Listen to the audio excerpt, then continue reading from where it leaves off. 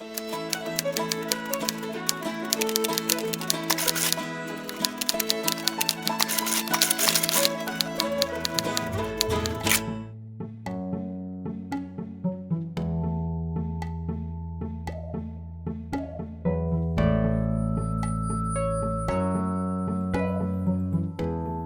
hopeful are you that this group can survive, or is the other one kind of wait?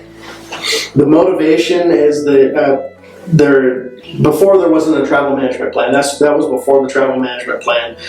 There's also things going on in the town and the county as far as the ordinances that are involved, where I just thought it would be a good idea to have a club to help get things done and for the people in the town to have a say on what's going on, mostly.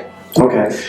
You've had experience with other clubs that are similar. You talk about the snowmobile club. So how does that experience relate to being able to launch a club and the background of knowing everything that is involved in both from the governmental standpoint, insurance standpoint, and just organizational standpoint? It's real valuable. I've been with the High Desert Stormtroopers and an officer with the High Desert Stormtroopers for the last 20 to 25 years, and I've been to big functions and put on events here locally. It all works the same way. It's just a different vehicle.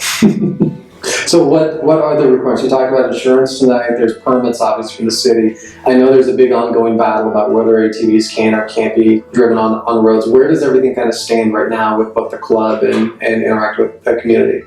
It's all in preliminary stages. This is the first meeting, the first real get-together of people for the club. I've been involved with Rob Thornton, and also he's the guy that pretty much got things going with the ATV ordinance for Lakeview and Lake County. And also talking with Parks and Recreation. They're really interested in this area as far as developing OHV use and spreading it throughout the state.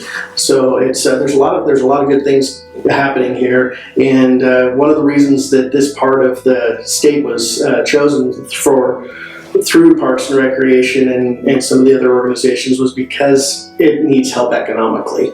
We could use the boost, and so this all plays together. We're all recreationalists are out here. We wouldn't be living here in this country, this area, if we weren't outdoor people, and so it all fits, and we just need to put the pieces together and make it work. It sounds like there's a tremendous amount of trails and areas that are available, but there's no connectivity to it all, right? Yeah, it's not, I wouldn't necessarily call them OHV trails. They're just existing roads, gravel roads and dirt roads in the desert and in the mountains.